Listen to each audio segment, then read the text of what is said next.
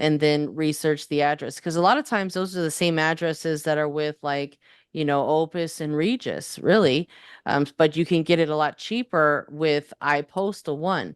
Um, or if you can find a small business in the area, like I like print shops, to be honest, because they're usually owned by like individual people. And I asked them, hey, would you be willing to, rent me a mailbox and call it Suite B for 50, $100 a month? And a lot of times they're totally with it. So just write up a contract and sign it, and then you can use that brick and mortar as Suite B to get your mail at if it's a local address. Okay, that's so good to know. I Yeah, was that's what I looking at would prefer anytime mailbox. because ultimately no one else is using that address and it looks like a real brick and mortar and it's really just a mom and pop shop. You know what I mean?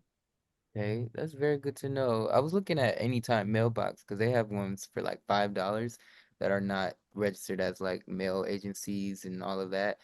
Um, but I mean, I guess each address you just have to do your due diligence. Yeah, and I was also Google the address because that's essentially what they're going to be doing. They're just going to Mhm. Google the address and see what photos pop up. If it's a mailboxes that pop up, we don't want that because that's what they're going to see. We want to see, some sort of brick and mortar location, whether it's, a nice office building or even, maybe not, just like a brick and mortar regular office commercial space. That's fine too, but Okay, something. thank you so much. Hmm. I see somebody else has a question real fast. Yeah, I was gonna ask because I have multiple LLCs, and next month I am gonna get a small office at this building. It's a big building. They got like different size offices you can rent, and I think Hmm. mine like 350 a month. Yeah. I was trying to see, can I have all my LLCs come to that one location?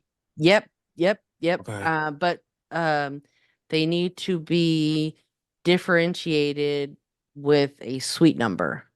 Okay. So you can do, if you're in a suite, you can say suite 40, office 10. Does that make sense? Okay.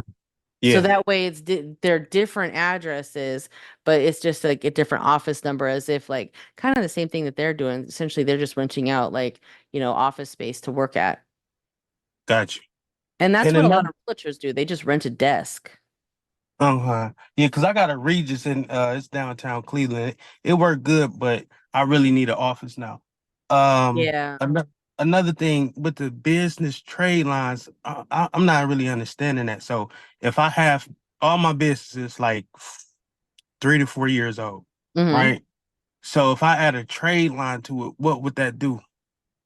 So a lot of times it's hard to get financial services trade lines when you don't have comparable credit, right? So you can get like vendor accounts and like the net 30 accounts, but those are all listed as, like net 30s or vendor accounts. If you want to get real like credit loans or financial services accounts with your business, like credit cards, lines of credit, business auto loans, you need financial services trade business trade lines on your credit profile, especially if you want to finance a vehicle in your business name. No bank out there is going to give somebody a business auto loan with no personal guarantee if they just have 5 net 30s on their business credit. Okay, you got to have comparable credit. So what this does is add a comparable credit trade line to your business, and we can also add history. So it'll show payment history. So say, for example, your business is 4 years old. We can report up to 100,000 for a 4-year-old business, but I wouldn't recommend it. I would probably start at 50. If you don't have any other business credit, I would start at like 50K. You can even do a 25K, and we can report 2 years of history. So we can report history based on how old the business is. So if the business is 10 years old, we can report 8 years of history. If the business is 4 years old, we can report 2 years with the history. So we can report history for businesses over 2 years old. Okay. And that'll just get you some funding just with your EIN and not with a personal guarantee. Well, it could help, right? Depending on what you're going after for, because when someone says funding, there's so many different types of funding out there. We have to ask ourselves, what type of funding are we looking at? What are you looking at, business lines of credit? Because that's going to Yeah, definitely be, that's what I want. Yeah. it's still going to require a personal guarantee, even if Okay. but it helps because you have a financial services trade line on the business side.